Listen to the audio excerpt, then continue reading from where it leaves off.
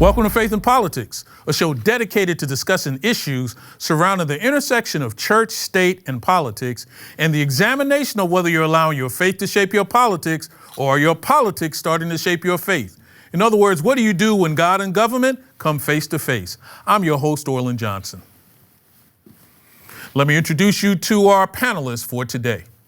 First, we have with us Reverend Dr. Galen Carey, who's the Director of Government Affairs for the National Association of Evangelicals. We also have with us Mr. Andre Wong, who's the General Counsel and Director of Public Affairs and Religious Liberty for the North Pacific Union of the Seventh-day Adventist Church. We have with us also Ms. Blair Marley, who's the Director of Legal Corporate Counsel for a Fortune 500 company. And we also have with us Judith Hawkins, who's a former judge and a practicing attorney in Tallahassee, Florida. Ladies and gentlemen, good having you here with us. Looking forward to our show today. You know, it's an interesting idea what's going on in the state of Florida. And the Florida Department of Education has kind of created a model where they think it's a good idea to actually have chaplains that are allowed in the classroom. And the chaplains will be there to be of support, to engage in assisting, and really to act in a way where they can be also what I would call part of what I would call the infrastructure of the school. However, Florida has decided that there are only certain chaplains of certain religions that can be part of what's going on with this particular program. And they have crafted the definition in such a way that it seems like it purposely carves out a number of other religious groups and seems to be focusing more on Christianity. So it almost feels as though if you are a chaplain of Christianity's, teachings, then it's okay. But then you have groups like the Satanists, you have other groups from other religious groups that are saying this is way too narrow and we feel like we are being excluded out of this particular program. Galen, when I look at something like what Florida is trying to do here, and really trying to get into what I would call the definition of what is an acceptable religion to engage in a public school, it almost sounds like the whole concept is oxymoronic from a religious standpoint to selection of certain types of religious groups. Am I missing something here, or is there a better way this should happen, or maybe this shouldn't be happening at all? Well, Orland, I think the first thing we can say is that we can understand why the leaders in Florida we're looking for ways to bring more support for our kids into the classroom, because kids are facing a lot of stresses and challenges with school shootings, with suicides, with the social media pandemics, violence, depression and mental health issues. There's a lot of things that kids need. And so I think in general, the idea of bringing in spiritual help for kids is a good one. Of course, when you do that, it raises a lot of questions in a public school setting, and I think that's what we're talking about here today. How do we do that in a way that's consistent with the First Amendment protections against the establishment of a religion, and in a way that doesn't unfairly leave some students without the kind of support that they need? So I think as we look at our history, it's been always a challenge in the law to define religion. It's something that courts have struggled with, the legislatures have struggled with. I think we see probably one of the best examples of how it's been done effectively is in our military, in the chaplaincy, which we've had from the time of George Washington until the present. And the military has found a way to have chaplains from a whole variety of religious backgrounds, but who are trained and are capable of providing spiritual support, not just to those who follow their particular faith, but to others as well. And of course, there are some things that they can't, some religious rites that they can't perform. And in that case, they arrange for others to provide that kind of support. So I think something like that could work in a school setting as well. I think a key in the Florida law is that it does require that parents be involved and that they sign off before a child can be engaged with one of these chaplains. The parent has to say that that's okay. So that, I think, gives a lot of protection to the students. Now, does this provide for every student exactly what they need? Well, probably not. The school doesn't do that for perfectly for every student in any area. But I think in the broad terms, what they're trying to do is good. Now, when we look at groups that are saying, "Hey, well, we're not represented," I think that's a fair concern to study and to look at. We have to also look at the question of sincerity. There are many religions that have been around for a long time, and it's clear that they're a religion. Even under the definitions in the law here, I'm not sure I would agree that there's many religions that are written out by the way that they have framed their definition, possibly some. But there are others where, for example, there are examples where people have tried to sort of make up a religion for the purpose of opposing other religions, and I think that's probably that's an area where the sincerity of the claimed adherence comes into play, and that in some cases maybe they don't have right to have chaplains if they're not really sincere about what they're doing. Blair, when I take a look at this, and as someone, like yourself who, is a parent who has a young child that could be in school, and the idea that a chaplain is involved, but then a chaplain of only certain religions are allowed to be involved. And then it looks as though they're kind of like excluding some, keeping some. As a parent, when you think about something like that, how does that make you feel, or how does that allow you to feel like you can even make a good choice as to what you could be doing, especially if you're not even familiar with all these religious groups and what they actually, espouse? Yeah, no, I think it's a great question. I think one of the things I would have to do as a parent is check my own privilege at the door, right? I'm a Christian, so my child, I'm raising him to also be a Christian. So my child would benefit from this kind of program, but that's where I have to check my own privilege of this idea of separation in church and state. The law specifically says that a chaplain must pass a background check, which love that as a parent, right? It's a level 2 background check in Florida. That's great. But then they also, must possess a bachelor's degree and a graduate degree in counseling or theology, or have 7 years of chaplain experience, and then have at least 2 years of chaplain experience with a local group, and then they also can't teach or encourage students to behave contrary to any Florida's state academic standards.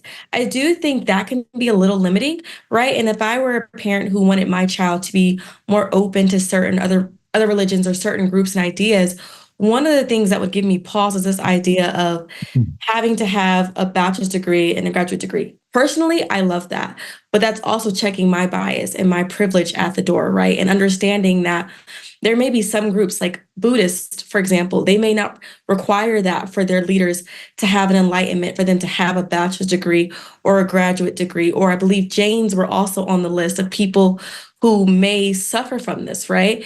And then also this idea of having a local standing.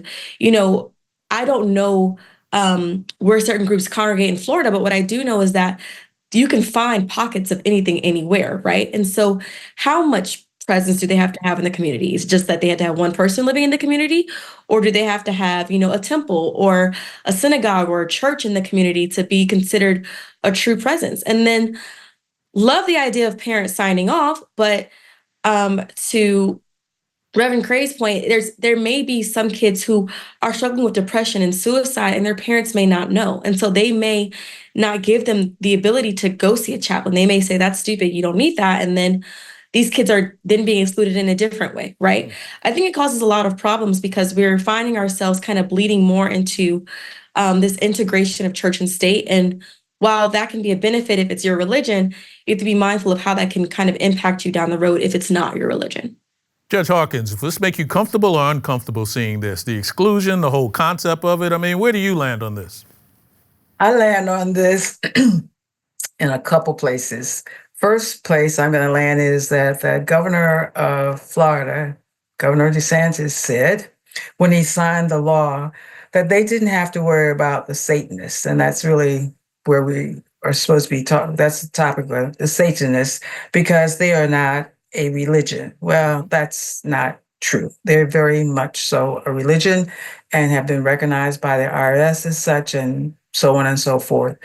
And their purpose, one of their purposes, is to keep democracy democratic.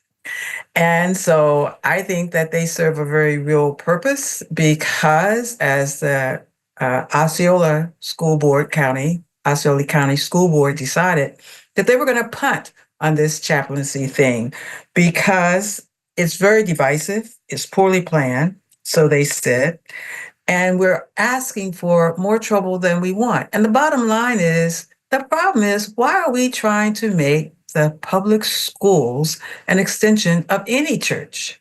Public school is for public education. It's for everybody. And while we will need spiritual guidance from whichever religious basis it may come from, perspective, it still needs to be free.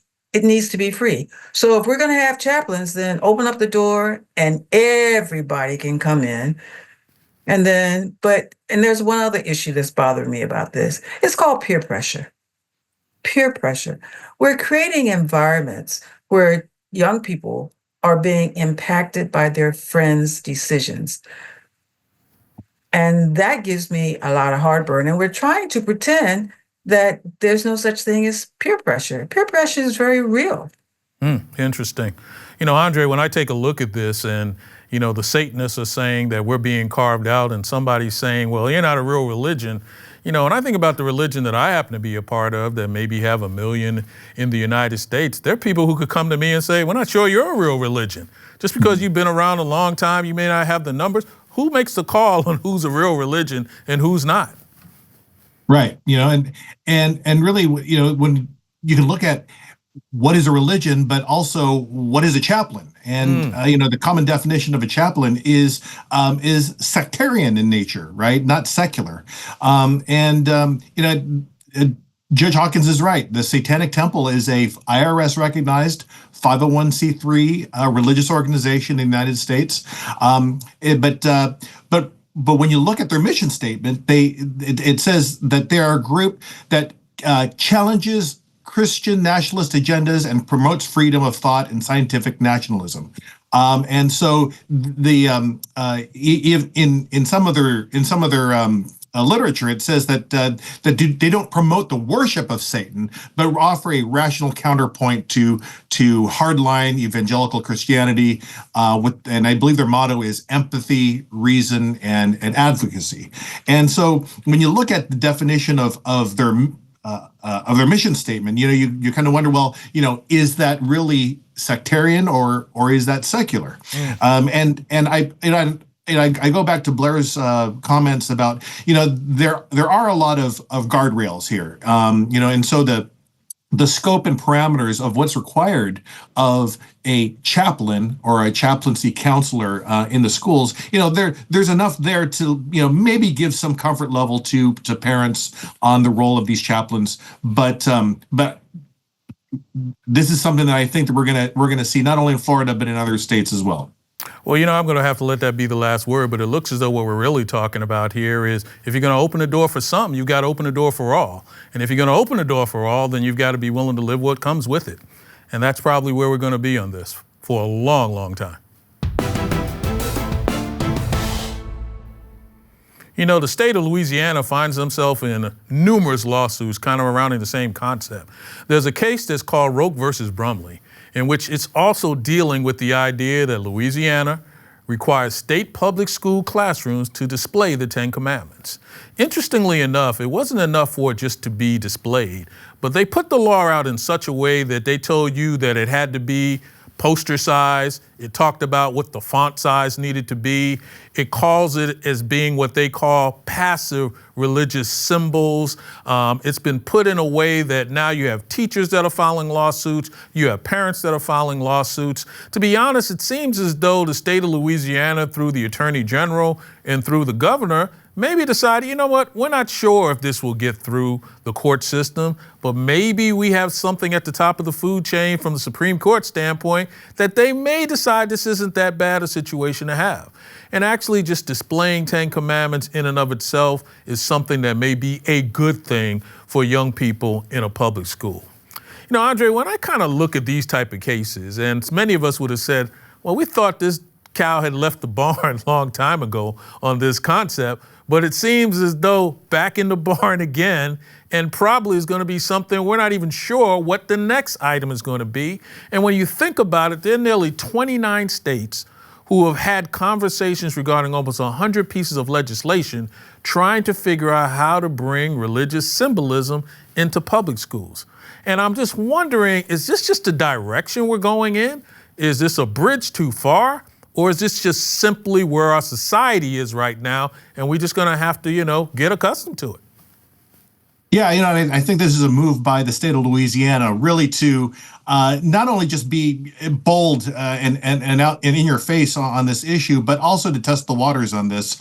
And for those watching, this is of course Louisiana's House Bill 71, which was a law passed last June to make it mandatory to have the 10 Commandments displayed in every classroom, public school classroom in Louisiana. Well, the history is that in last November, the federal court in Louisiana issued a preliminary injunction prohibiting the implementation of that law, and so there is so now here we are looking at an issue that ultimately will climb the appellate ladder, and maybe it'll go to the Supreme Court, maybe not. But really, when you look at longstanding jurisprudence on this, the judge in this case, he wrote an opinion. I believe it was like almost a 200 page opinion on this.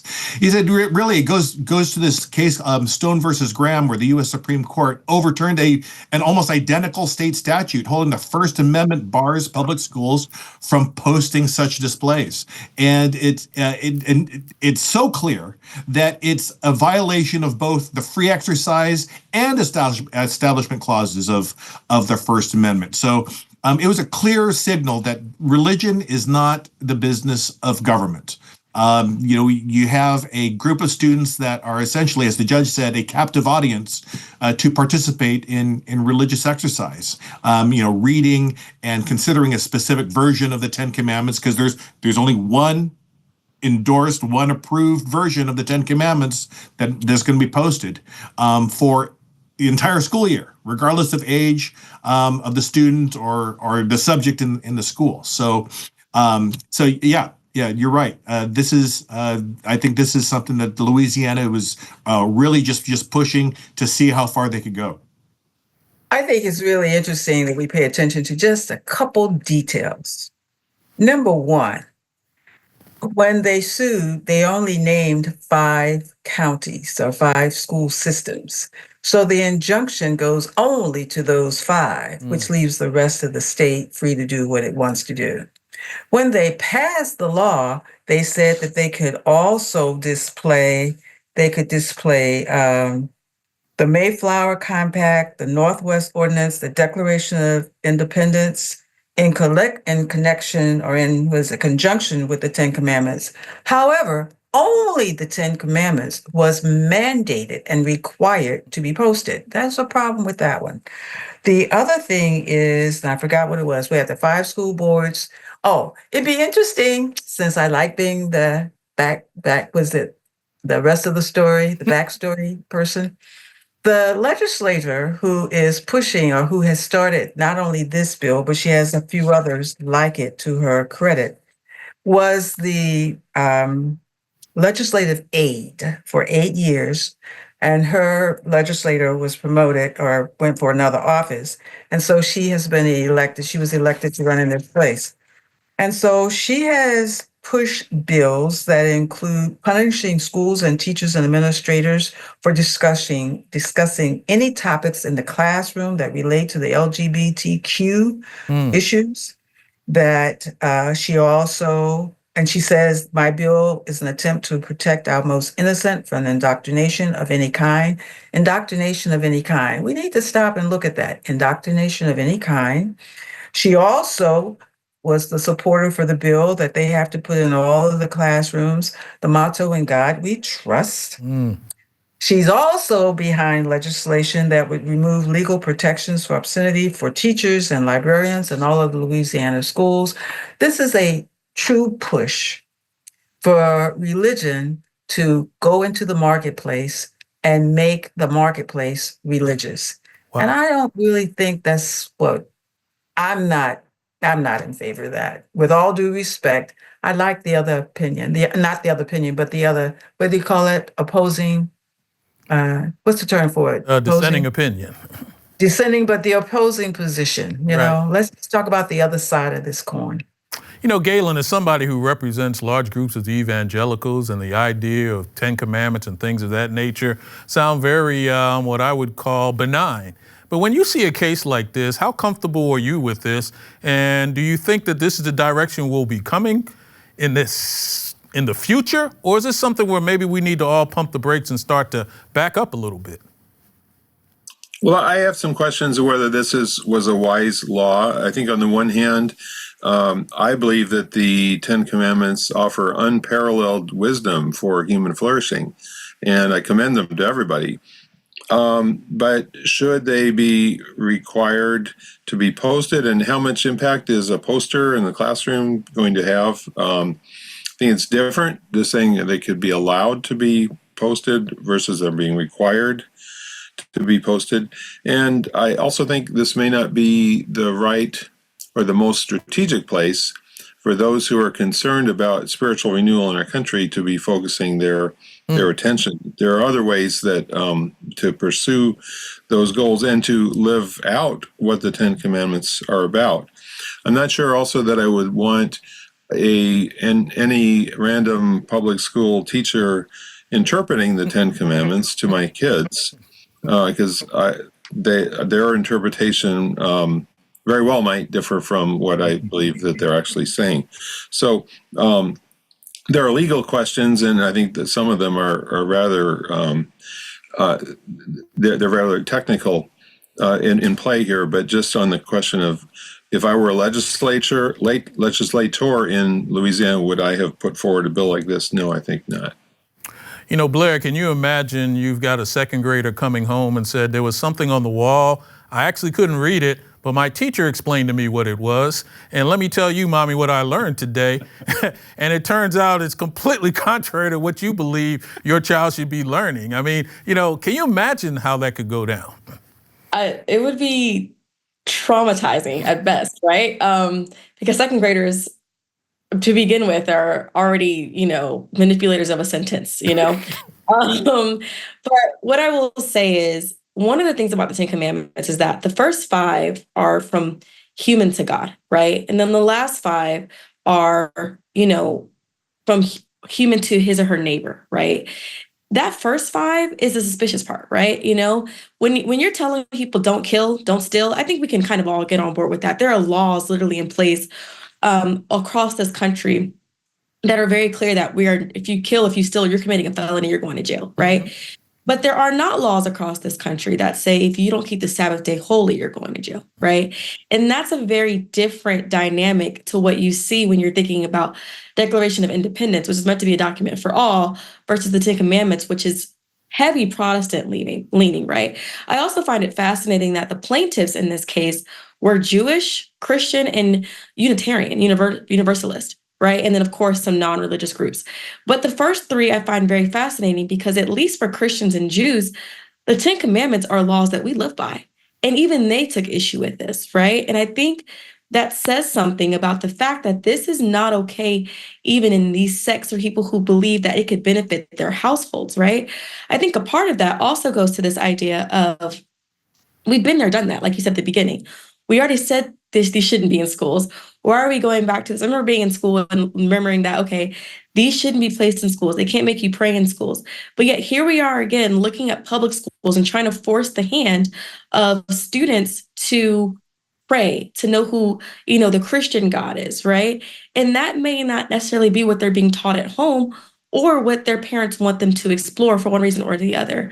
And I think once we put ourselves in that position to understand that proponents of this religion are the ones filing this complaint, we are in a whole new realm of legal discourse and just kind of looking at what the small inkling of the integration of church and state that we'd be seeing as opposed to the separation of church and state. It's a slippery slope, and it truly can lead to a parade of horrors where groups are being disenfranchised based on what they believe, because what they believe is not the popular belief.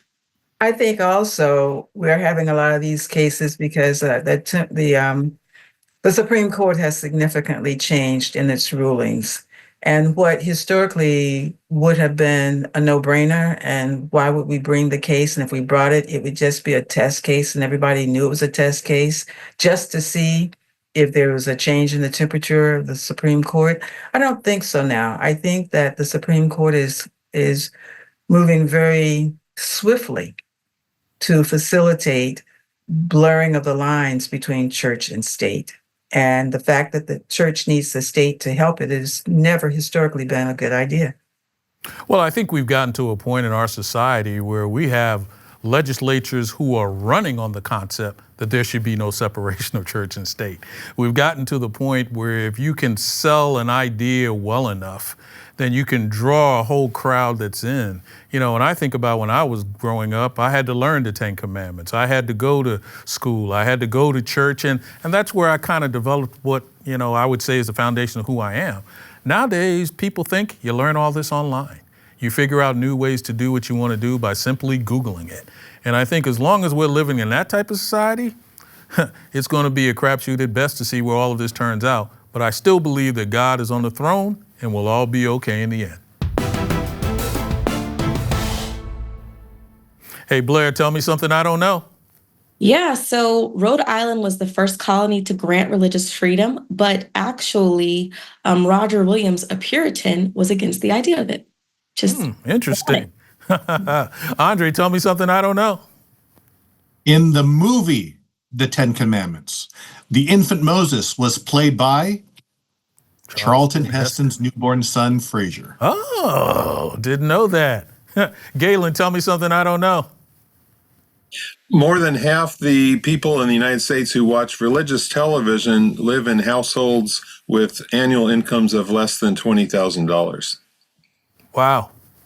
Judge Hawkins, tell me something I don't know. The Satanic Temple was able in Illinois to participate in the Christmas holiday display, and they put in a statue of their god, a goat-like satanic deity, depicted as a baby. Ladies and gentlemen, thank you for that information, inspiring as it was for today. And thank you again for being here with us. Hope you enjoyed our conversation. Just remember, if it's about God and government, it's faith and politics. See you next time.